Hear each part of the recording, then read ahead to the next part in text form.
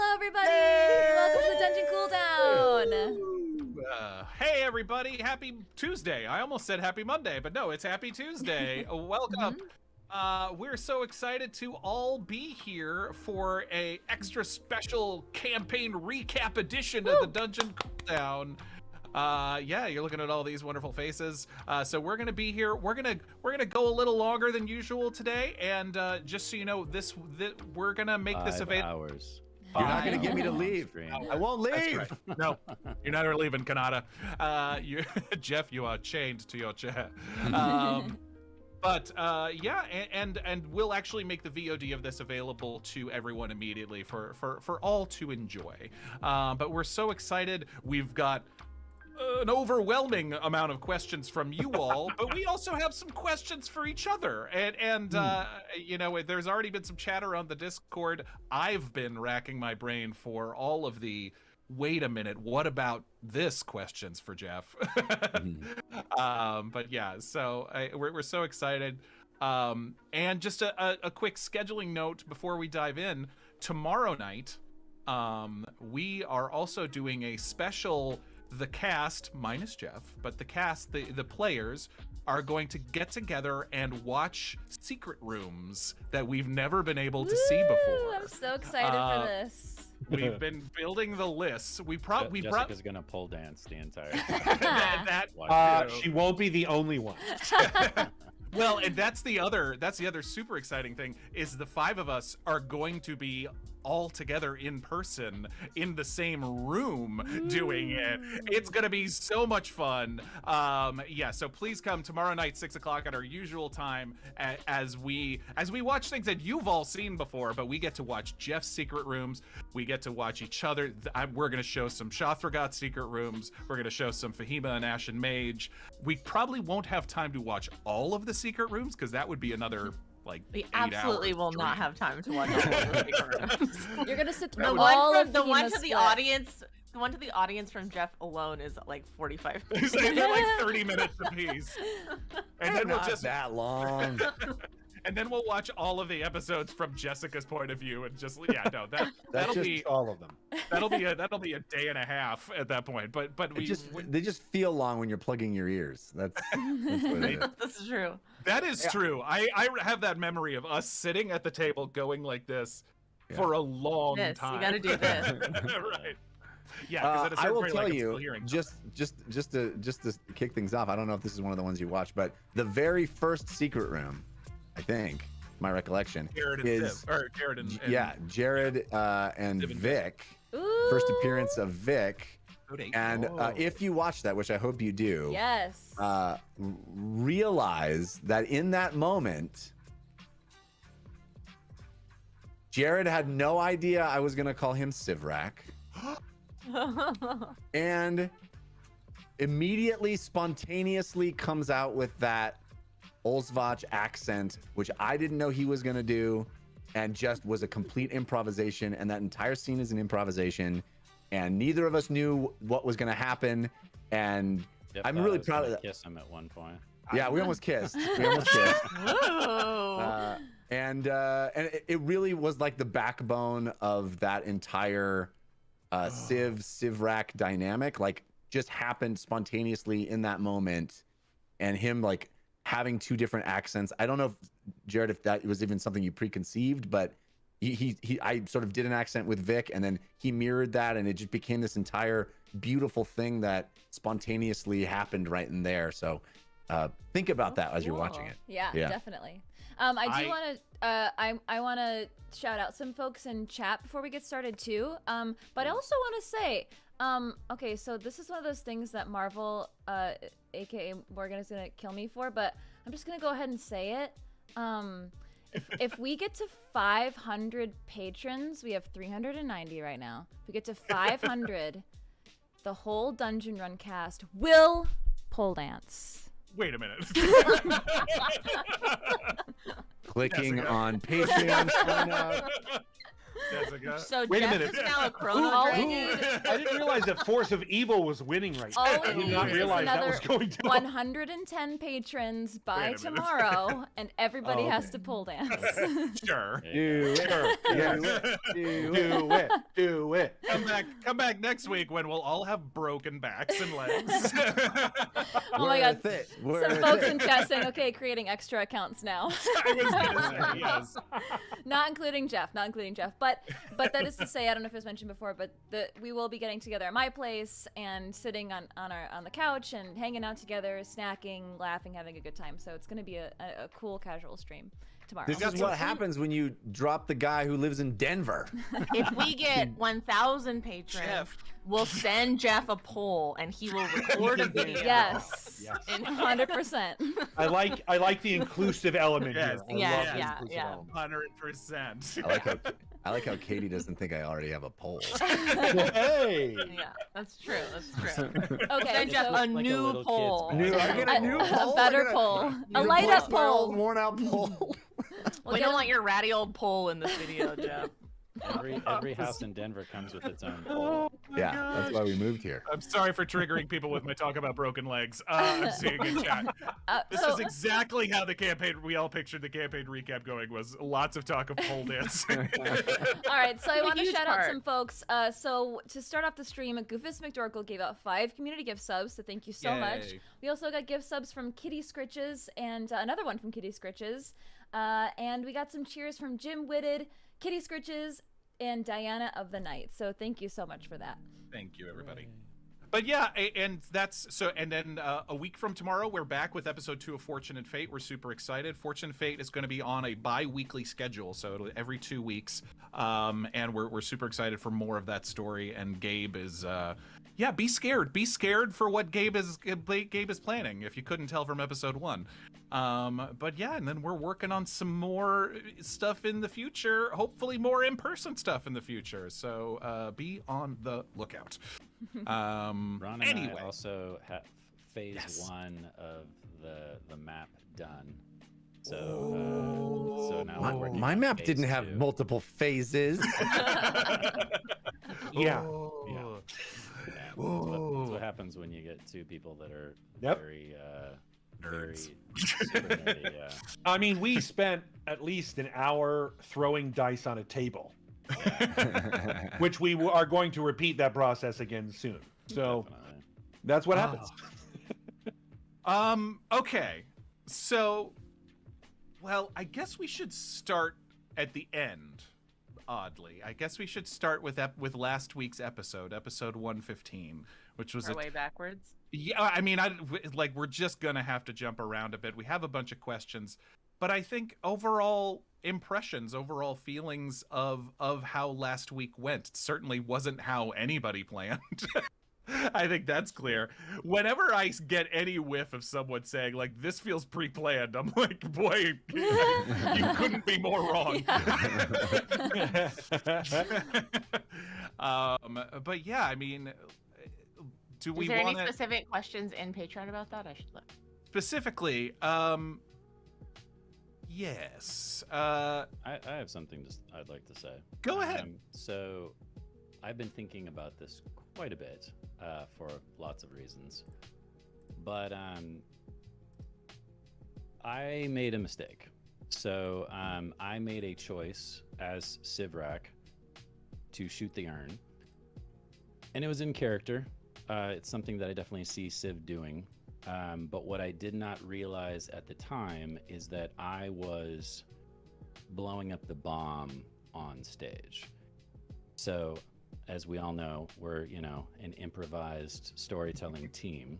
And whenever you're in a team, the last thing you want to do is take away other people's choices, take away other people's what they're giving, what they're contributing to the scene. So by shooting the urn, I took away other actors' choices, and that's a rookie mistake, and I regret that. That being said, the cast of the show and Jeff soldiered on, and did the best they could with my chaos. And I thought everybody did a really good job staying in character. I thought Jeff did a great job trying to make it work with what I chose to do. And yeah, I just want to say to my cast that I'm sorry for torpedoing what you guys were trying to do. I think it was a bomb, not a torpedo. Also, I don't feel let's keep biome specific. Yeah. Thank you for saying that, Jared. But honestly, I feel like it was more us in shock. Jeff, at this point, I think you can't phase him because we've messed up his plans many Oh, times. you phased me. He was phased. I did send the show to intermission. The phasing. That's true. That's Yeah. true. That's true. And as Everybody saw I've that. said, I every intermission I have a routine where I go up and I say hi to my wife, and she asks me how it's going, and I get some more water or whatever, and I go in and I kiss my kids on their foreheads because they're already asleep. Not that week. I stayed in my chair and went, "He blew up the urn." So yeah, it was a real bold choice, and I think you're seeing in the chat how many people were saying, Lee Green Griffin says it was definitely entertaining. I mean, I think the thing that I came away, I don't want to answer for everybody else. I want everybody else to speak. I'm going to be speaking enough tonight. But what I came away thinking is like, that's D&D, man. Yeah. That is D&D. So anyway, whatever you guys. Well, I was going to say, I think I appreciate you offering that, Jared, and that's very kind of you. But I also, for me, the themes of our story are about like doing the hard work. And what that did is it sort of, I thought about this a lot later because I was like, look, we did not take the easy, to me, it was always the 300-year mind wipe was always the easy way out. But it didn't solve any problems. It was just the easy way out, and Leafen wanted us to do it again. And it was just, but that's not, that's still cruelty to the drow, to all these people. And so the better answer, though the harder answer, is to keep doing the work and keep pushing through it. And in a way, Civ's decision is another reminder of that the pain and the hurt will always be there. And I was emotional in the moment, and in a way, maybe we'll get a therapy session at some point. I don't know. In a way, it made me really want to still role play through talking with Civ about that. I remember you actually said something like, "Does this make Civ the villain?" And I was like, I don't know. I don't think so. I think it's genuinely just like, how do you work with a friend through that, and because it was shocking, and it was, but it was also kind of like that's sort of also the point. Ooh, I don't know. Actually, I think I might disagree with you on that point.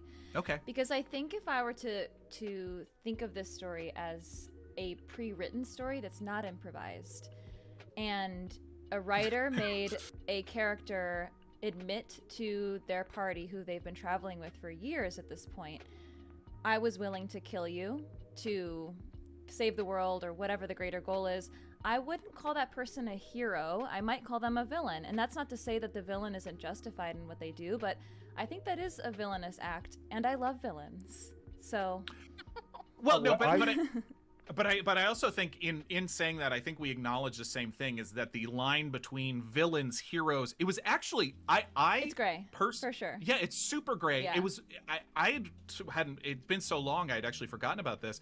I resisted the Heroes of Bingle moniker for a long time because James, of all people, was never willing to call himself a hero because he knew of all the bad decisions he'd made, and that basically he could be a ticking time bomb.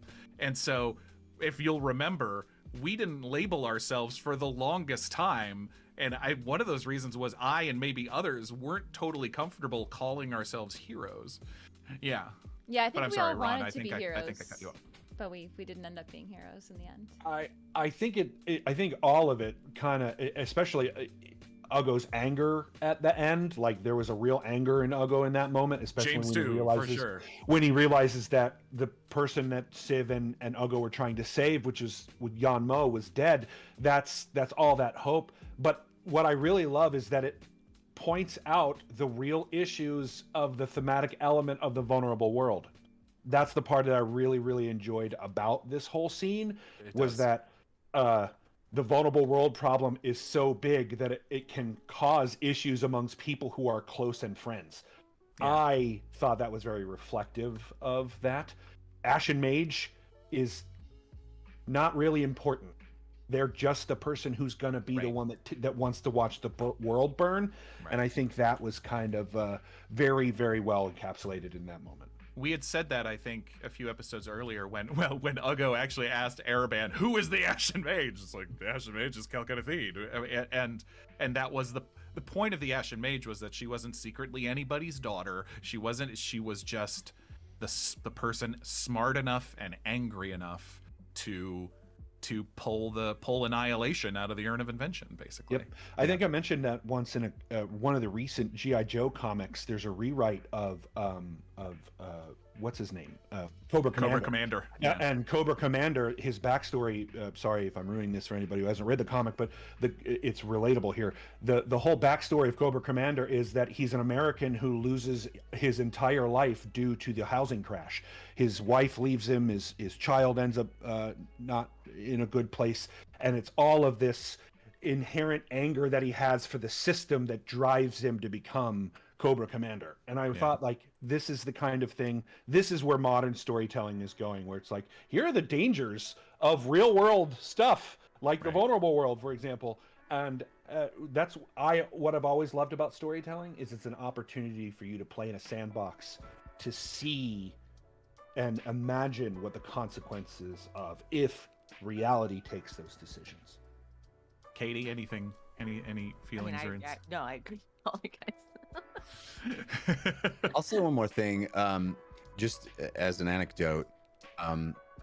Every week, I think most of the people watching know, every week that I would send a rundown to Heather and Leah, our wonderful musicians who score the show, giving them a heads up of what I expected to happen that week. So they had an idea of what music to prep, and if I had certain big moments that I thought were coming. Oftentimes what I sent them was very different than what actually happened. But I always tried to sort of predict just a general sense of what was happening to give them a way to prep. For episode 115, I wrote, I don't know what's going to happen. I really didn't. I felt like 114 was the conclusion of my story. It's, I don't mean it's our story. The whole thing's our story, but the thing that I was trying to express sort of concluded with the last warden, and that with 115, I really wanted it to be and expected it to be the five of you figuring out what happens with this final showdown. And so that happened, and I thought it was really unexpected and wild and interesting and cool and Dungeons and Dragons. So I don't have any. Dungeons and Dragons as a verb. Yeah, you guys Dungeons and Dragons this Dungeons and Dragons. Dungeons and Dragons. It works for golf. It works for D&D. Yeah. I want to revisit also the thing how you basically close the story too, which was almost a return to the beginning. The kind of would you do it all again? And I've racked my brain on that moment. Would everyone do it again? Would, knowing what we know, would everybody do it again? I think it's a hard question, but put everybody on the spot. Would Fahima do it again? Would Civ do it again? Would Ugo do it again? Would Lily do it again? Does Dahlia stay with her two memories at this point, or does? No, I think it's an important distinction. At least the setup I was trying to express wasn't you start it again. It's that you're placing it there for yourselves to find. Right. So you're allowing it to have happened at all is really what it is. Yeah. Yeah. 100%. That's so hard. Well, it's really hard I'll let Who else is gonna do everybody it? in. I say Go ahead. Sorry. I'll say yes because I think this goes back to our initial thing of the mind wipe. And I think if we don't do it again, then the consequence then is that probably happens again. Yeah, that's true. That is most likely that the mind wipe is going to happen again. So if though we've messed up, made mistakes, like whatever along the way, ultimately the outcome was, okay, now we have the knowledge to try and find a solution versus not having that knowledge. Ignorance isn't really bliss in this situation, I would say, because the consequences are pretty big for the humanity. Mm-hmm. Right. Well, and also, one thing I realized in that moment was that it's not like a choice that if you place it there, then those people no longer exist. Like they still continue after that choice. Right. They're Yeah. just choosing whether they're going to continue this particular timeline. And I thought that was very, very good. Jared. Jared. What do you think? Are we talking about which part are we talking about now? About where we decide if we about can putting do the it again? amulet. Yeah, putting the amulet back and doing it again. I think placing the amulet there is something that Civ would definitely want to do. I think the thing that is the reoccurring theme for me is the choices that I made and that we made, and what I and Civ wish they could do again or differently. Yeah. And so that would be my.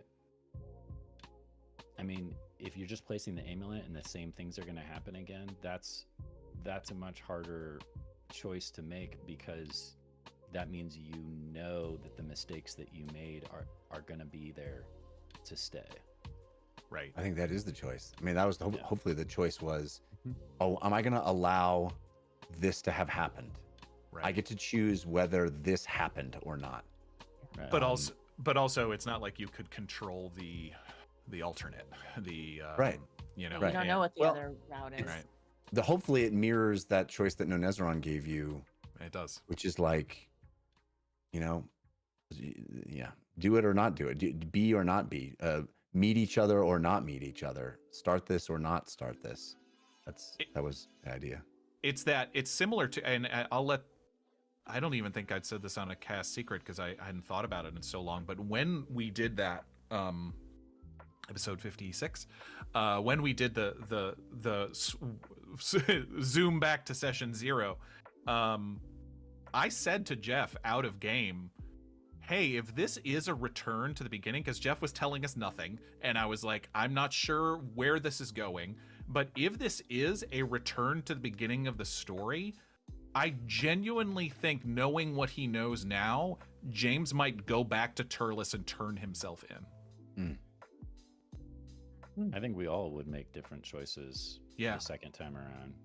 It's that choose your own adventure thing where it's like, well, not only do I wonder what would have happened had I chose X instead of Y, but also bad stuff happens sometimes when we chose X, Right. and everybody has that feeling. I mean, nobody's perfect, so everybody, I think, can relate to that desire to want to do something again and do it better, or make a smarter choice, or a safer choice, or a more loving choice. I mean, that's definitely how I feel. I think so too. I mean, I don't know. Well, and gosh, this is the really hard part for James, is of course there's all these decisions that James made, and he felt at a certain point like he, shouldn't, in a way, his biggest regret became, that was one of the things that broke me about episode 114, was James's darkest moment of making this pact with Shothragot was helping Mirasis, giving her a lifeline. Yeah. That's, oh gosh, that hurts. It hurts so much. It also to think puts a whole about. new spin on patrons, really. James's entire journey is like, I have linked myself to evil, and it took so long to find out. It's like, no, you've linked yourself to someone who needs help. and you're like, oh man, even right now, that's really sad, man. That's really sad. Yeah, it's beautiful. It's a beautiful thing, Jeff, because the idea that a creature that is powerful enough to give you spell slots to use has a need for that is such a powerful thing. Like, it's a two-way street. It's not a one-way street. It's a two-way street. He gets benefits, but so does Mirasis. She was trying to make him powerful enough to save her. Yeah. Yep. It's like, love if that. she just in episode 14 with James's first secret room, the idea is that Ganador is like, that she can't speak the truth in that moment. She just has to make sure you're loyal enough to do what must be done, willing to do what must be done. And that gets twisted through the course of how it's delivered into something that seems evil. And, it's like, hopefully it feels tragic, No, it does. And I mean, but yeah, it is funny. I mean, spoiler alert for the rest of the cast when we watch some of James's secret rooms tomorrow. His first secret room, and I think a couple of his, all ended with, "I have plans for you." And that was all she would say.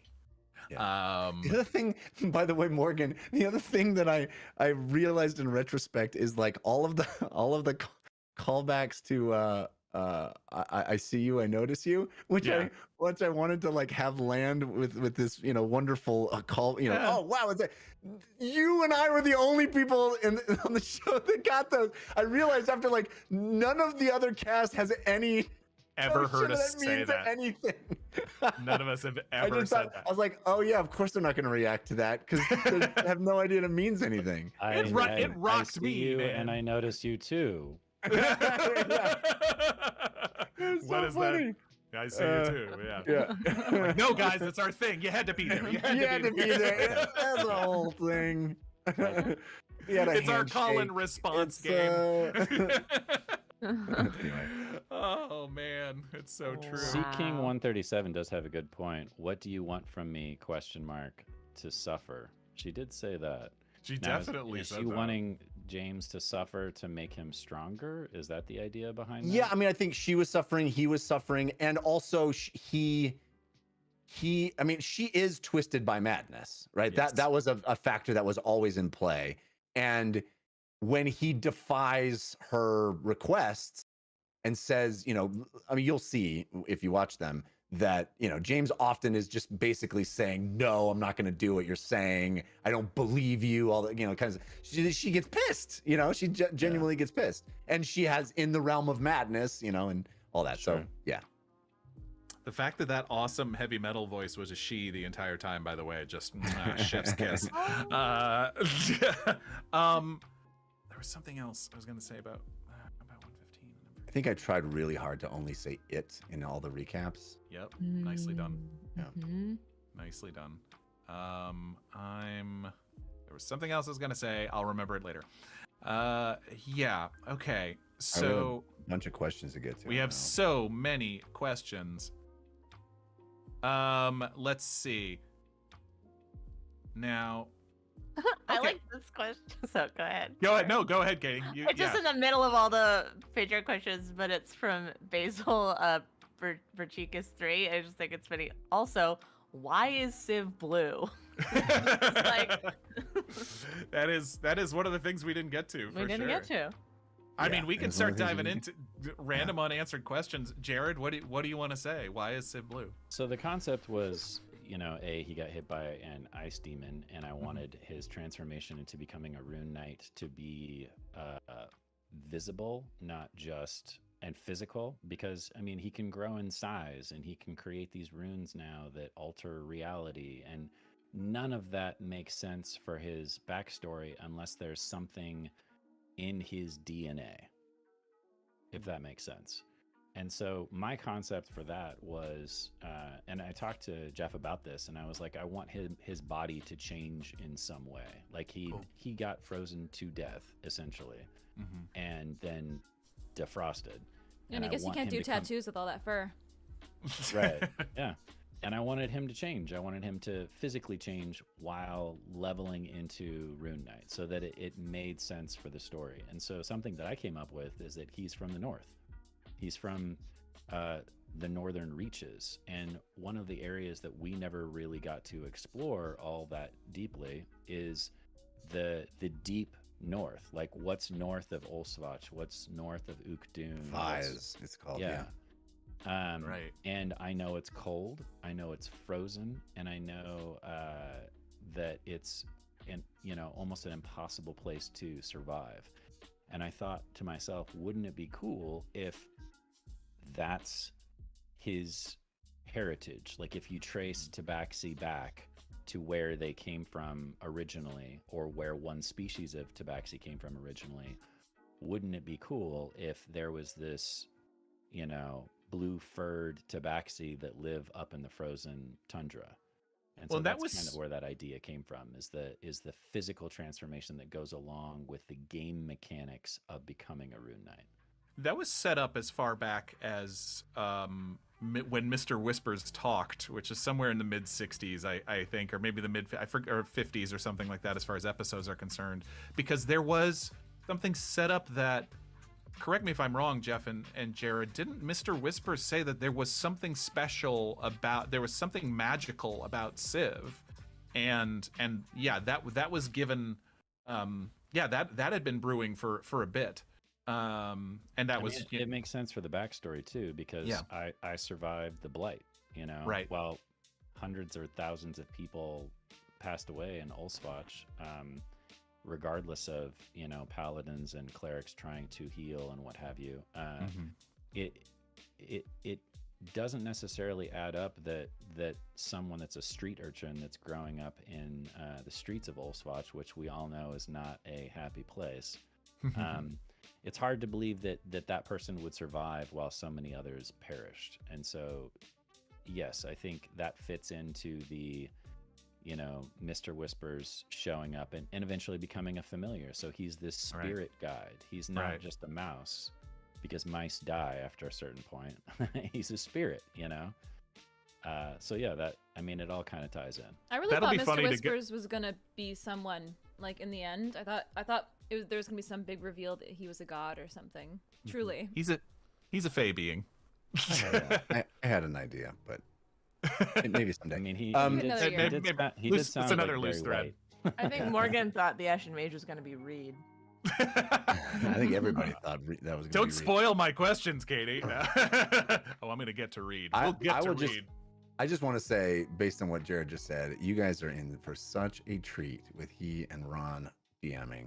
Like, that level of detail and thought. You guys are in for such a treat. I know. Can't wait to see it. I can't wait either. So kind of one of the other things, really, like, that we still, because of time and because of everything, I still feel like we didn't totally get the chance to deal with the Dahlia Fahima transformation. I think we had some really nice recognition and some really nice moments with Conroy and everything like that. But Jessica, there's a good question from Melodies of Old. When the Watchers gave their opinion about bringing Fahima Dahlia back through the Wish, we didn't know there were only a few episodes left. Did your knowledge of having only a little time left with this story influence your feelings about how your character should proceed? I mean, so this was episode 111, right? So this was the trial of trust, when you were alone in that room.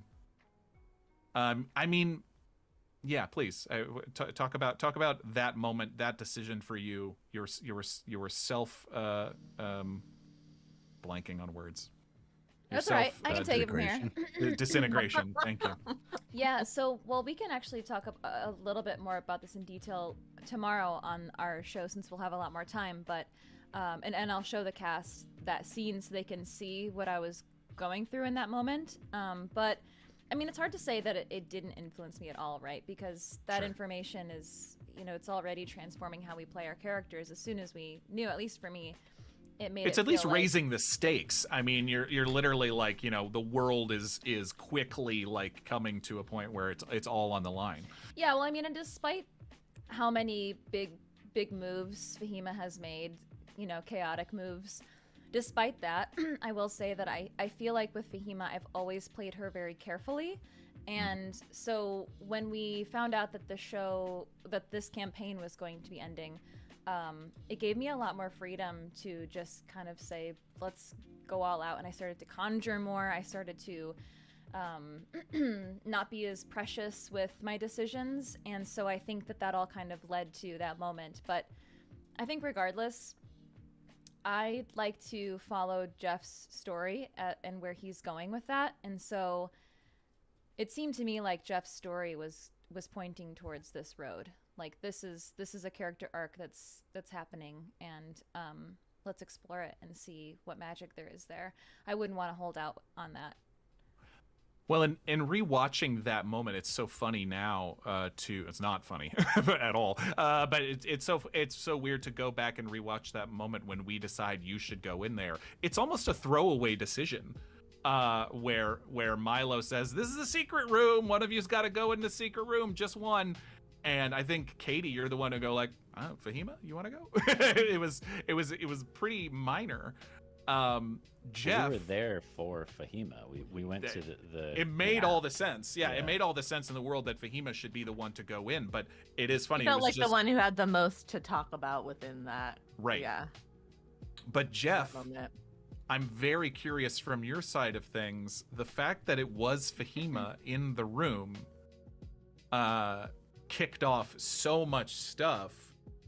Assuming that if any of us went in there, if Civ, if Lily, if James, if Ugo went in there, we would be told the same thing? Or was this a fortune teller type of moment? It was closer to a fortune teller type of moment. Interesting. And I was very prepared for Fahima not to be the one to go in there. Wow. Interesting. I think it was beautiful how it worked, but Would Lord Araband have said you have to kill Fahima? no. God, No. that would have been Never. awful. Okay, I was good. never gonna force anybody to kill a specific person or anything like that. No. How did we get to Fahima's we may not have. then? We may not have. Yeah. I can't imagine. I mean, it. right? That's what's so wonderful about. And I could name a dozen moments in the course of the 115 episodes where, in retrospect, it feels like it could not have possibly gone another way, and yet I didn't know it was going to go that way.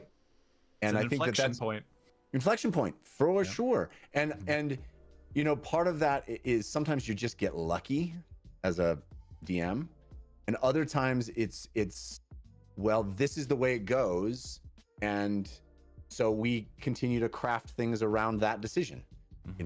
It's as You justify it. Yeah, well, as somebody who thinks about video games a lot, unfortunately, when a video game gives players a choice, they have to build out both choices, right? Yeah. But when you're doing a game like this, the wonderful thing is you can come up to this awesome choice, and then they make that choice, and you get to just completely invest in the choice that they made.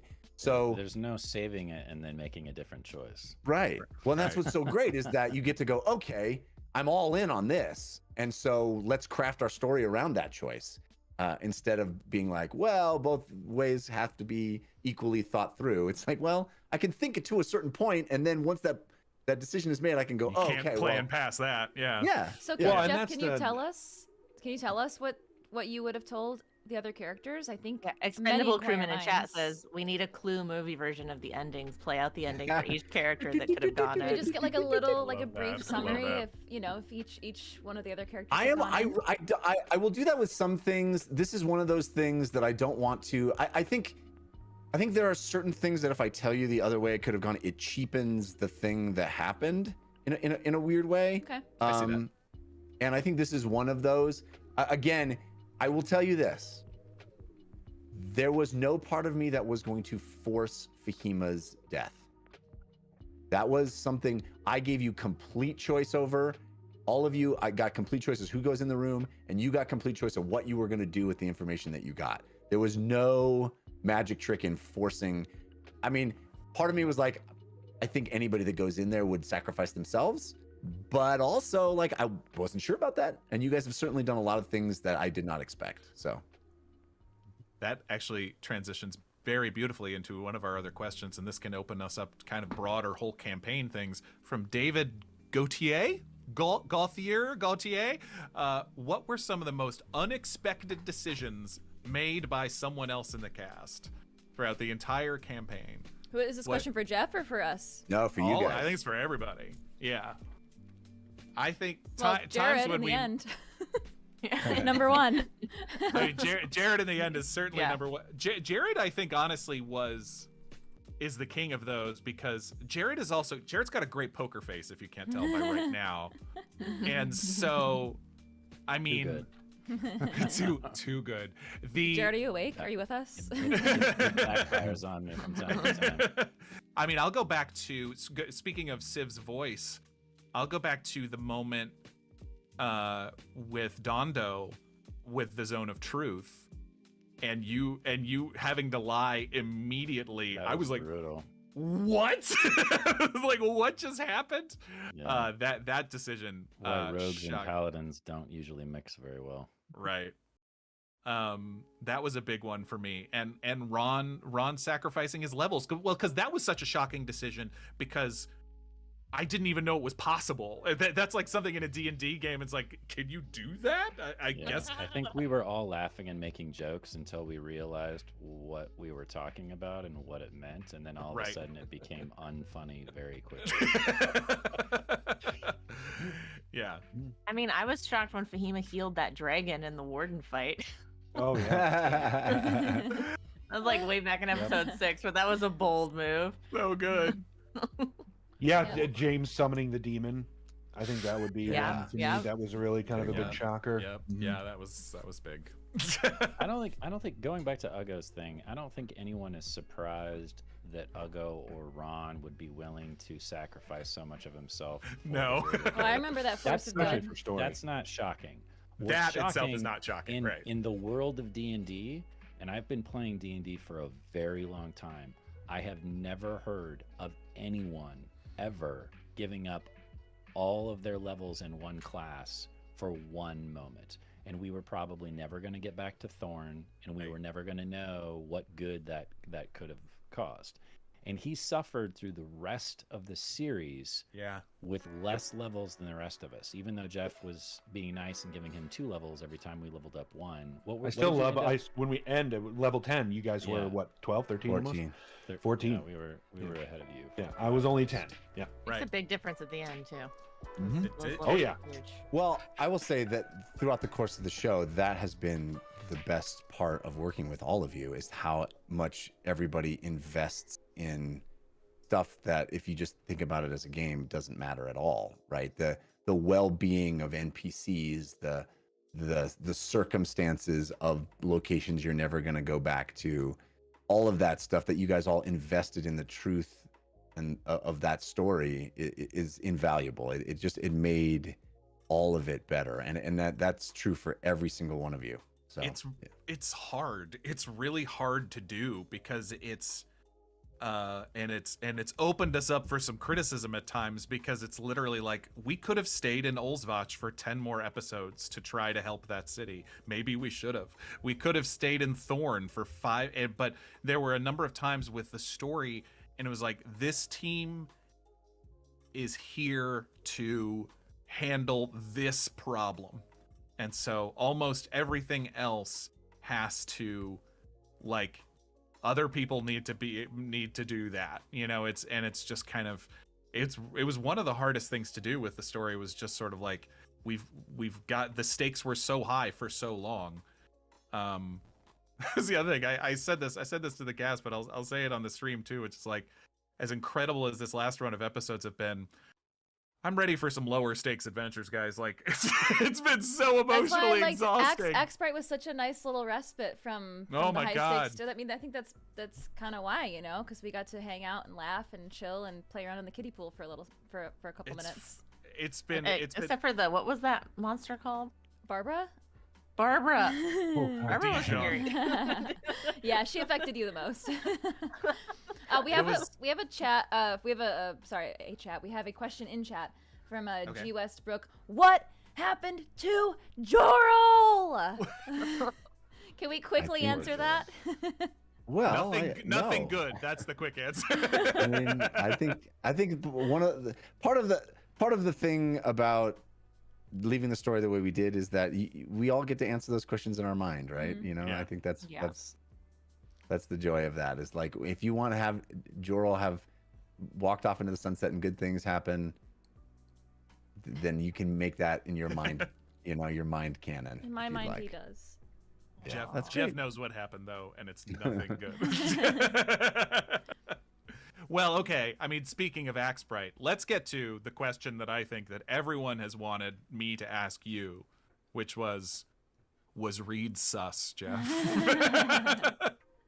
I will definitively say no. Okay. Reed, there was no ulterior motive with Reed. Reed was a good gnome who liked Lily and just offered her another path. Yeah. You know, was just like, hey, there's another way to go here. You know, you could have gone a different way. I really like you. I happen to find myself in this place. I don't like getting into scrapes. You know, he was just a different life path that really could have taken. In the final episode, Lily was like, dang it.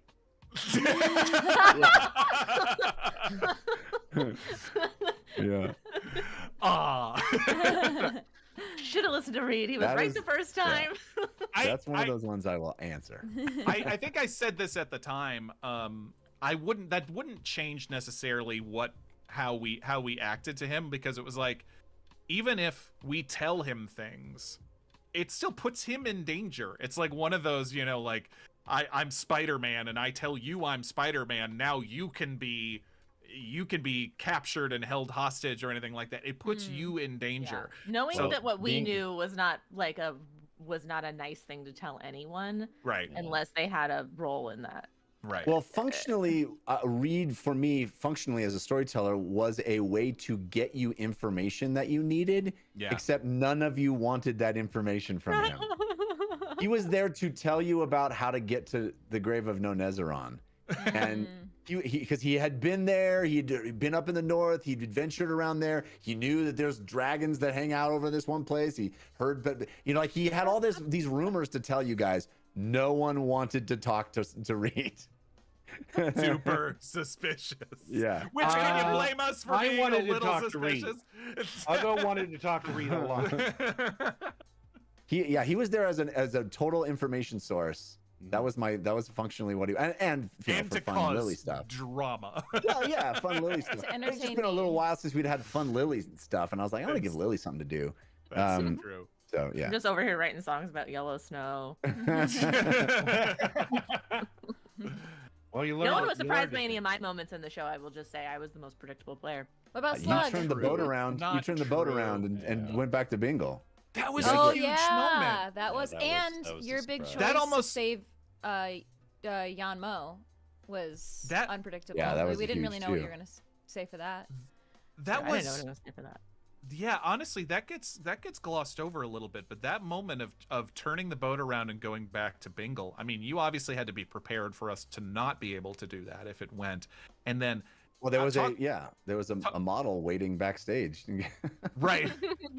Talk about inflection points, like in terms of if we hadn't gone back to Bingle and we'd just gone to the Deep Reef. Whoa, you know, like what that would have meant for the rest of the story. That would have been wild, actually, because that is one of those moments where, Jeff, you were talking about earlier, where it feels like there's no other option. Yeah. But very much there, I guess, was another option. It's such a waterfall of decisions. Changed. Yeah. Yeah. Like if we would have gone straight to the Deep Reef, that probably, Jeff, correct me if I'm wrong, that probably would have meant that we'd gotten to the Deep Reef and Lily would have seen her mother and sisters at the bottom of the Deep Reef, not knowing a single thing about what had happened. That would have been. That's right. Like mind blowing. Another one of those is I could show you guys. I should have done this.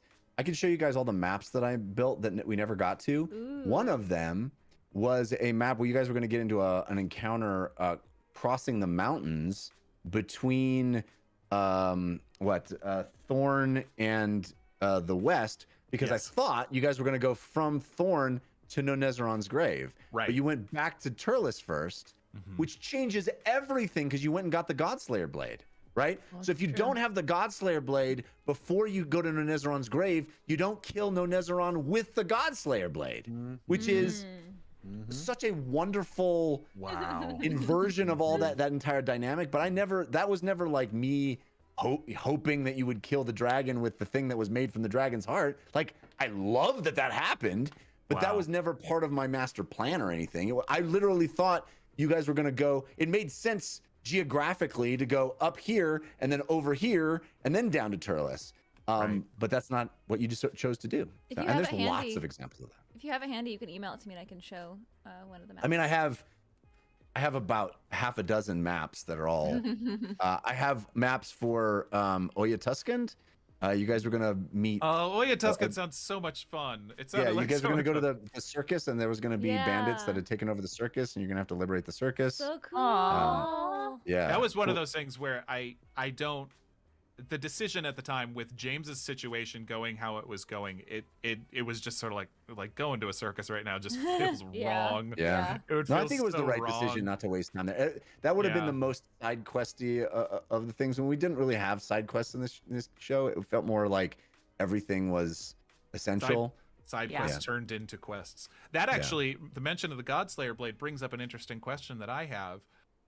So you made a very big point when we found the Godslayer blade that the chest that had the Godslayer blade had the eye of an Aarakocra on it. The skull of an Aarakocra. Yeah. Oh, is the skull? Okay, you're right. I'm getting the eye of the yes. So it's the skull of an Aarakocra. Yeah. Did the Aarakocra have a bigger part to play? I mean, we know their significance in terms of Conroy, in terms of Dahlia, in terms of Mirasis. Did they have a bigger part to play that we didn't get to? And could you talk a little bit more about Pash and Aarakocra? Yeah, it was more that information that was delivered to you in one way was going to be delivered to you in a different way. You guys kind of went and got a big download from the Queen, which in one way is cool because like the Queen was, I thought the Queen was cool, but another way is kind of the least interesting way to get that information is just walk into a room and have a person tell you it.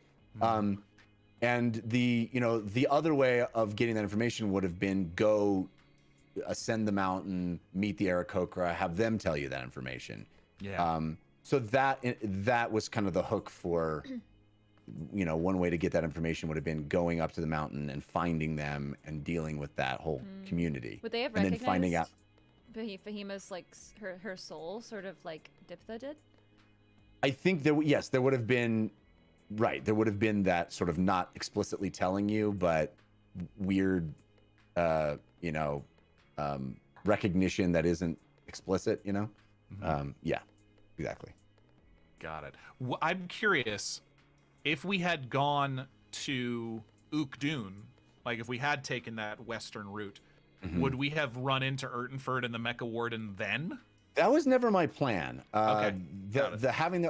You would have seen. I think you would have found out. The specifics of how that deal went down with Urtenford and Ukdun. Like he armored them. They gave him materials. They helped him build this big thing. But there was never a plan to fight the Mecha Warden in Ukdun. I'll go back to the callback of the orc tree being the arm of the Mecha Warden was brutal. That was so brutal. Yes, it was. Thanks. Yeah. But brilliant storytelling. Clearly. Yes. I have more questions, but please, I don't want to take more on the Patreon there. So yes, there is quite a lot. Yeah, let's get to the Patreon questions. Maybe we can rapid fire some of these. I want to get yes, for sure. Doing. Yeah. Okay. Here's what was the bone the cheesemonger had, if you can tell us. All right. Do you guys want me to tell you? Yes, I do. All right. Literally a bone of Nonezeron, which we saw in the grave. There was a bone missing, right? Correct. We were able to find that.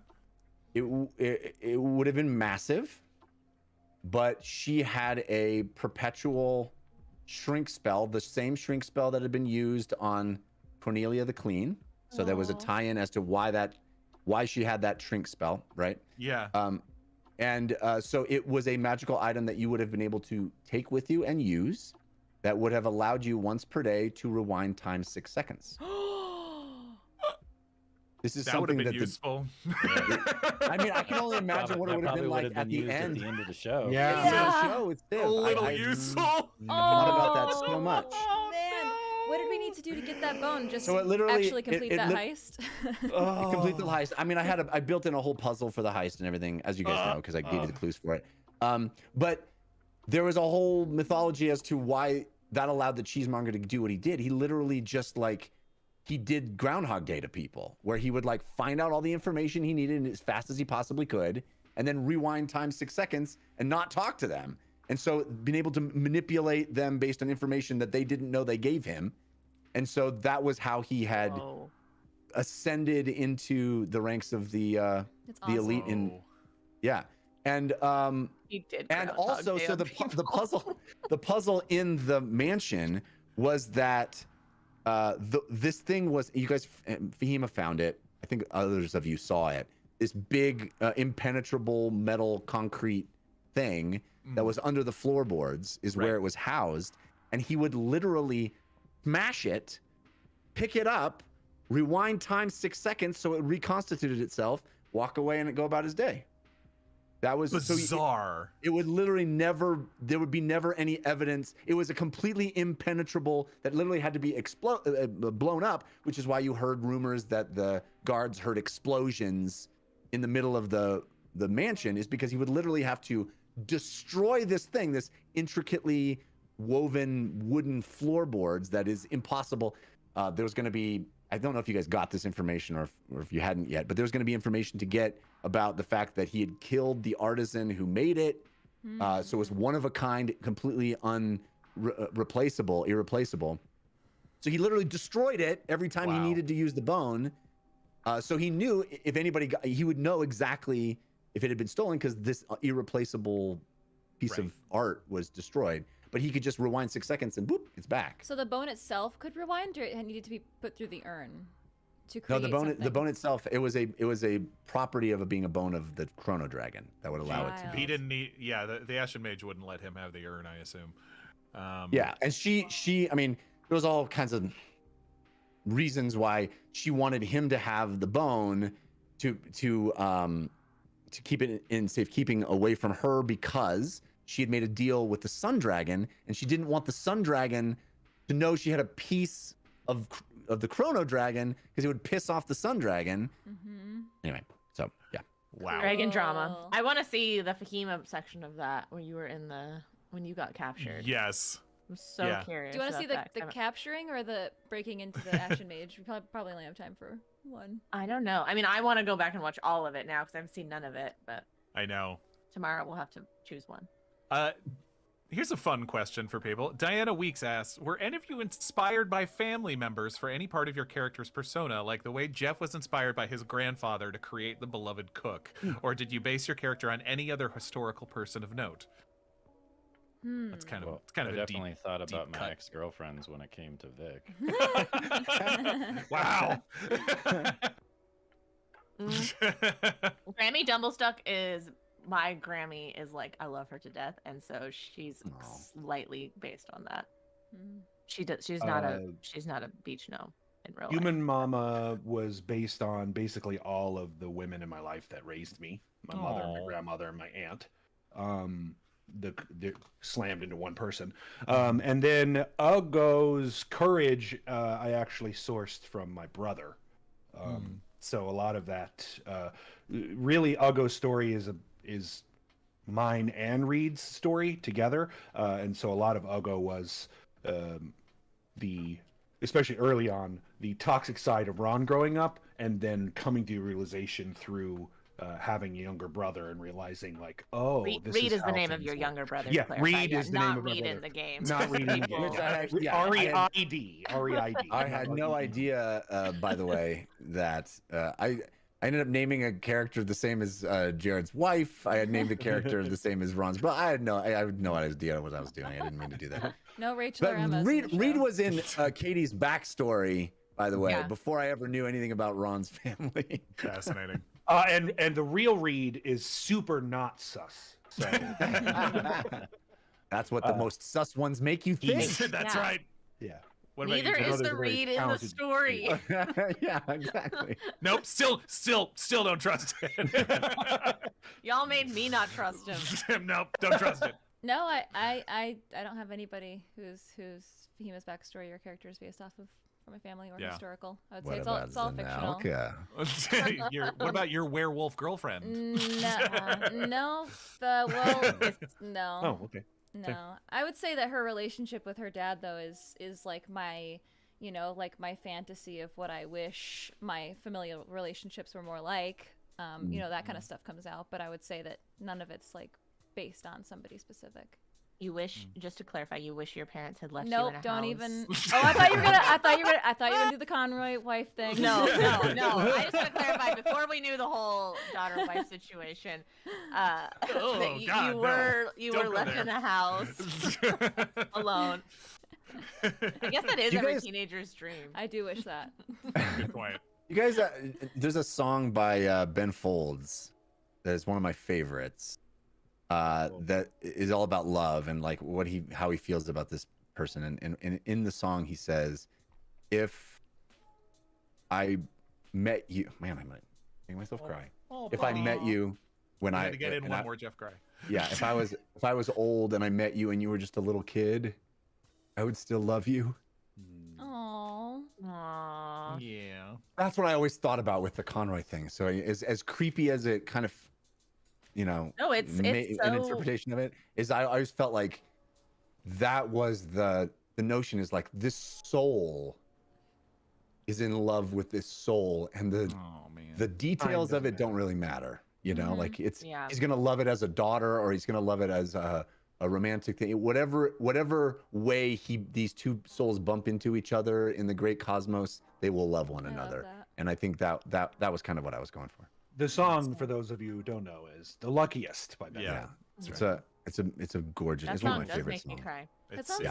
That's a great premise for so a does D&D Brick. campaign. Yeah, Just Brick is great. the premise of everybody sort of reincarnates with relationships of loved ones, and they manifest in different ways upon each life, but everybody's Great. Now Ron and I interconnected. can't do that. Thank you. You know what I'm doing with my at-home campaign right now, actually, with the demigods. Dang it. Yeah, they all have different timelines that they're being able to see and have memory echoes of, and it's different relationships that they don't know, but are very important to the story that are being told. So Jeff, you and I are very much like this. I like this kind of stuff where like souls are not affected by time or place. They are as godly as a god is. They are as permanent as a god. Yeah.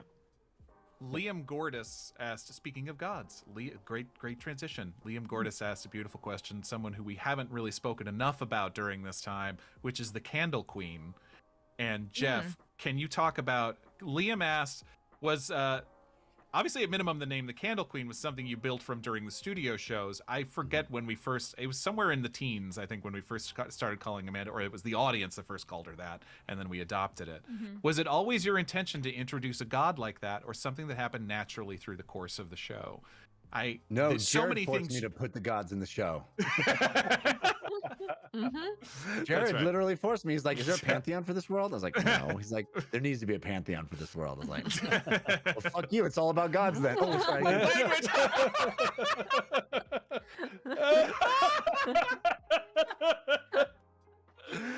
I couldn't get there's to my your entire moment. run without dropping an F-bomb. We're Everybody's, off the rails. I think everybody's had one now. Yes. Everybody's had one, I believe. Sorry, Made me I so apologize. happy. I apologize.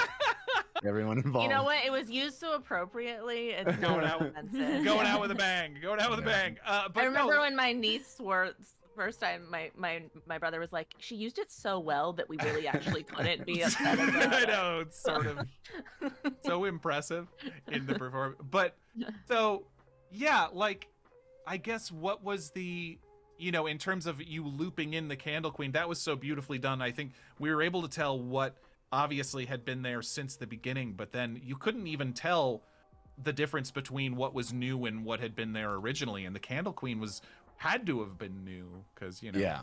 but Yeah, but well, I mean, beautifully done. thank you. I mean, it's just a lot of work. It's just a lot of work, and you're doing it on the fly as you go, and you go, okay, well, I have these hooks there. I know I want I know I had all the Shathragat stuff, right? That's all like godlike, and I have all the wish stuff that I knew, and I'm like, well, what is a wish but a divine plea? What is a wish but a begging of the gods for something to happen? And because I will be quite honest with you, originally.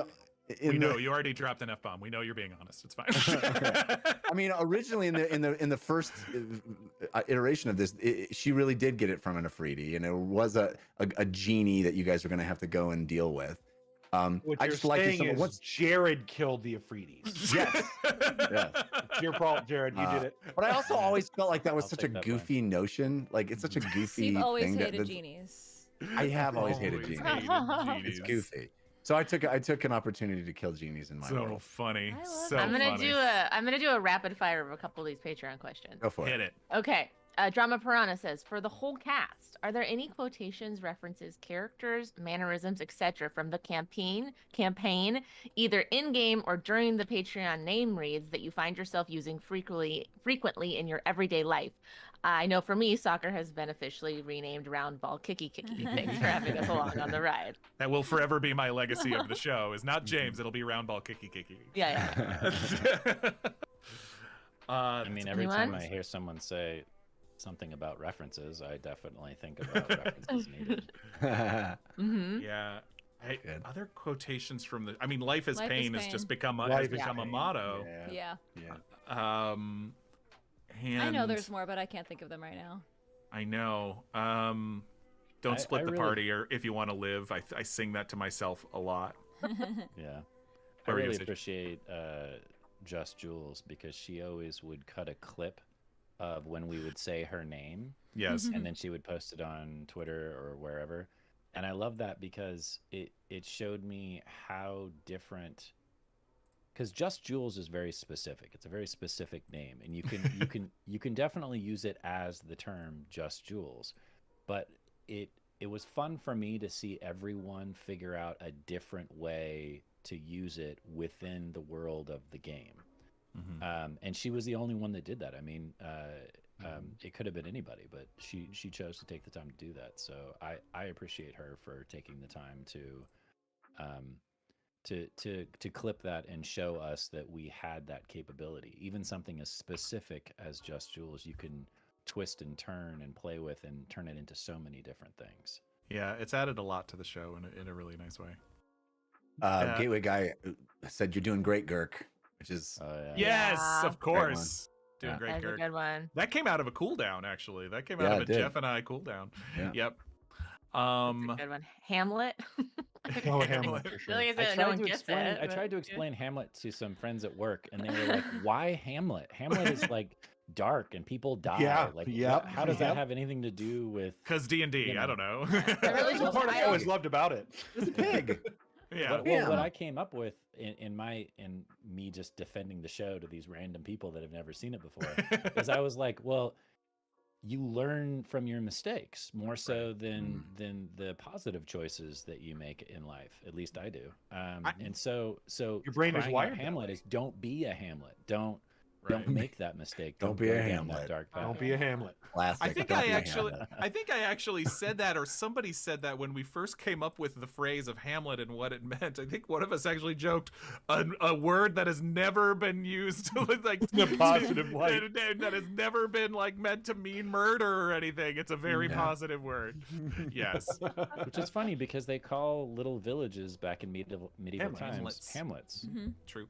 And There's they were Hamburger often all Hamlet. brutally murdered back then. That's a very And yeah. usually true. by someone who was the owner of those serfs. That was usually Right, who yeah. it was. Yeah. There you go. I always think of mostly because of the song, the remix song at the end of the show, the Lily falling. No plan. No plan. No plan. Yeah. Oh yeah, I don't remember what that is. That's so funny. Beginning of the show. Yeah. Okay. Hit us. Basil Berchikas, I'm sorry if I'm butchering your name. 3. Had you never had the situation to enact the time travel side story, how were you planning to introduce all the elements that ended up being revealed thanks to it.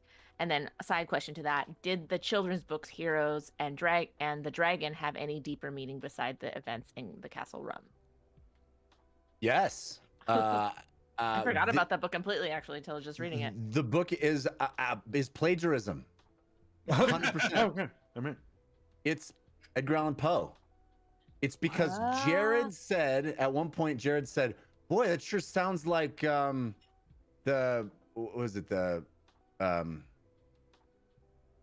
what's the Telltale Heart? Telltale Raven? Heart. not the Telltale Heart, the Castle of Montiago? Oh, Cask of Montiago? Cask of Montiago, yes. The Yeah. and I literally like go back and read it. It's plagiarism. I Wow. literally just swapped in real life story. Yeah. That was a gift to Jared because he was like, boy, I love Edgar Allan Poe and it feels like we're doing a Poe story. And I was like, I'll do a Poe story. Any direct relatives of Edgar Allan Poe in the chat? Sorry. Yeah. I think it's in the public domain I now. think we're Yeah. fine. But yeah, all the time travel stuff was a huge gift that I didn't know we were giving to ourselves. But yeah, it would have been very, very, very, very, very different. I think somebody in the Discord asked like how is Bingle related to the Shazin Gao? And in the non-time travel version, I mean the time travel, the jumping off point for the time travel thing was two things. It was like, oh, I can show the backstory of Yanmo, which I think is kind of a fun thing to see. And B, there was this Force of Good card that said there's something in Whitebeard's vault. And I was like, oh, well, I have a chance to pay that off and show how this thing got into Whitebeard's vault. And then I thought, well, what's going to be the thing that's going to be in Whitebeard's vault? Well, what's the most powerful, coolest thing that it could possibly be? The Godslayer blade, right? The hilt of the Godslayer blade. But without any of that, which if we had never done the time travel thing, I wouldn't have had to worry about that Whitebeard vault thing. I would have still paid off that card in some way, but not with a whole storyline. Well, there was 4 options on that card. There was the vault in Turles, but the Whitebird's treasure could have been in three other spots. Right. And the vault in Turles was by far the harshest of the 4 options as far as where it could have been. Right. Yeah, that was completely a die roll. But so that was just me going, okay, well, I want to show what's in Whitebeard's vault. I want to figure out the way do we get to that thing, and I want to have that thing be cool enough that it deserves having a flashback to find it. And I knew I wanted this Godslayer blade thing to be the reason that Onivrius was murdered. That was a backstory that was written day one. So, but without that, we go, what the original plan was is that the Godslayer blade wasn't this thing that gets charged. Like that was an idea that came to me really late that I loved. It was like, oh, the Watchers of the Time Stream get to decide if it gets used or not. That's really cool. Right. So I went with that late in the game, but the original version was very much a traditional fantasy story. I mean, straight out of Tolkien, that it was a blade that was broken into many shards, many pieces, and hidden in different places all around Ain. And one of those places was Bingle, and one of the shards of the Godslayer blade was going to have been given to Old Pal, who was this trusted gnome, and he doesn't even remember it. But he's got it in Bingle, and you guys were going to potentially have to go back to Bingle and find the shard of the guy. And you were going to have to assemble the Godslayer blade from these different shards that were hidden all over. But he had a relationship with the Shazin Gao, and they asked him to hide one of the pieces of the shard. And all that got thrown out when I went, oh, we get to do this time travel story. I'll just put the hilt, and we'll do it as this charge thing. And so that's one of those examples of how the story gets wildly altered. Yeah. Wow. I said this to Katie, I think at some point, but I was like, if and when we get to do like some extra little additions onto our story at all, it would just be nice to just do a session of just a vacation on Bingle with Yeah. Like, let's just hang out at the Funky Librarian Bungalow for an entire session. I love Bingle and loving it. Yeah. I love the Chris Claremont X-Men. That was like very formative in my life. And I remember he would always do issues where it was just like all the X-Men playing baseball together. Yeah. It was like a whole issue where they just hang out playing baseball. Yeah, very much like that idea. Yeah, we'll have to do party episodes. Failwaffle asks, what about the soul tattoos? If we had been able to purchase the soul tattoos, did they have any extra powers beyond they would follow us into the future? Yeah, I mean, that was the idea, was that you would tattoo your soul, so that regardless of the fact that you weren't in your physical body, it would carry forward. And that was a way for me to, like, make something that we did in the flashback actually matter to the rest of the campaign. But yeah, I had this notion, and D&D, there's D&D books where tattoos are spells. Yeah, that was the idea, is that you guys were going to get to choose based on the form of your tattoo, like a spell that would carry forward in your. Yeah, that tattoo stuff in D&D is always really fascinating. Yeah, it's cool. I gave my character in Amy's two-shot one of them. He's got one. I use them often, tattoos, as what I would have done for Uggo is use that tattoo to be his symbol, like because that's why I like to. If your holy symbol's tattooed on your hand, you can never be disarmed of your holy symbol. There you go. Unless they cut your hand off. That's a whole other thing, right? That's a whole other thing. Force them to do something way worse than just disarming you. Yeah, or they have good laser technology. Yeah, There's also remove tattoos. Okay, so if we get to 500 patrons by tomorrow, we're pole dancing. If we get to 1,000 patrons by tomorrow, everybody's getting a dungeon run tattoo. And we're sending Jeff a new I'm in. pole. And I'm totally in on the 1,000. Jeff has to get a tattoo for a of a dungeon run pole. tattoo. I'm in. Tattoo of a pole. Everybody gets cool dungeon run tattoos, and I get a pole. Yeah. you have to get a tattoo of your Joral pole dancing. Joral pole dancing. Joral pole dancing, just saying life is pain. Yes. I have this is asked in a question. Mike Cortez asks about it. It's a little selfish. Basil Berchegas asks about it. So now that Shathragat is gone, and she gave up her moat, and maybe we shouldn't answer this question yet, but what does that mean for James? I mean, you said his skin was sort of cracking at the end. And we also have the void moat. I think I said this in the Discord, but I was like, so in theory, since we have the void moat, James could become as powerful as Shathragat? Is that correct? Am I reading that? I think it's one of those ones we should definitely not answer. But I really wanted to, with the sort of cracking of his skin, show that something was happening. And right? Jeff can attest to this. What I would do often was pitch Jeff different potential arcs for James. And then I would go, this is just an idea. Maybe this would be fun. I don't know if this works. And then I would be like, but I'm not going to force anything, and whatever works with the story will feel best. So let's just go that.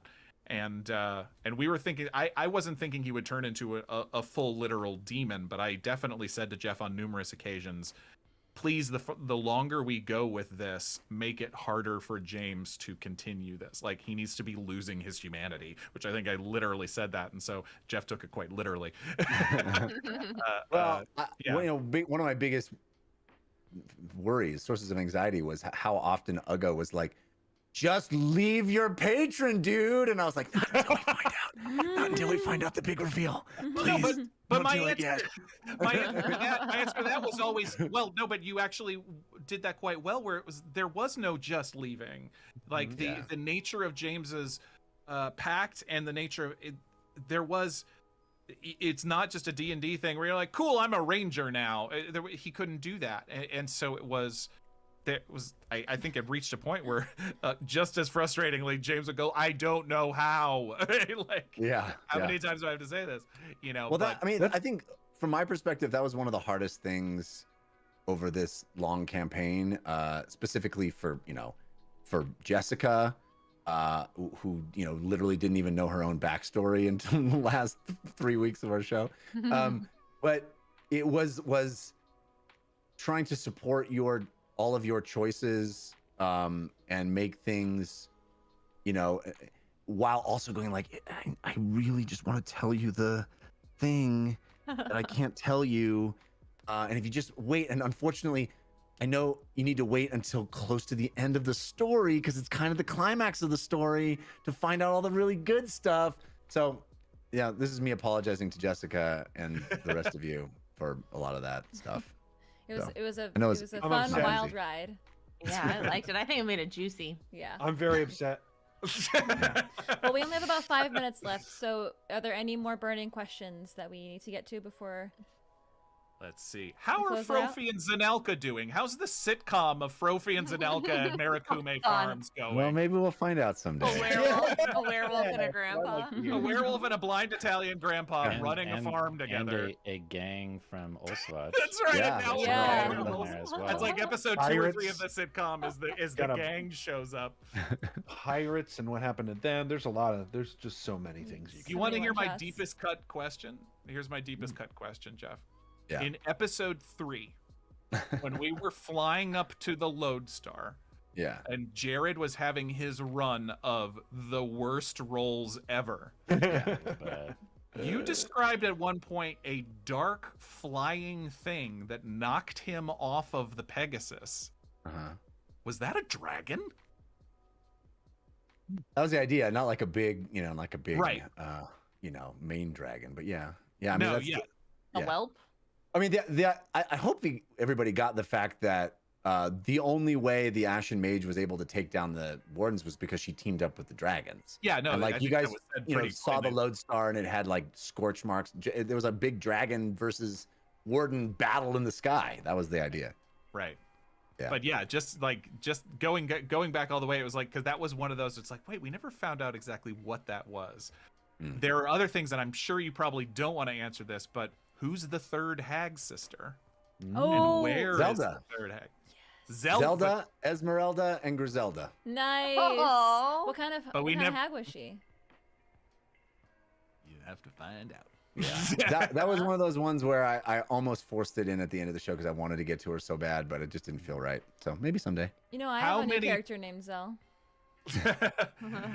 How many people did Griselda kill after we released her? All of them. I was All saying, of the people. how many murders are we directly responsible for when we released Griselda? Or, Lily never that was resolved her Jezebel. anger about that. Yeah, I mean, that was a big Lily moment. That was a big Lily moment. yeah. Yeah. That was tough. Yeah. Yeah.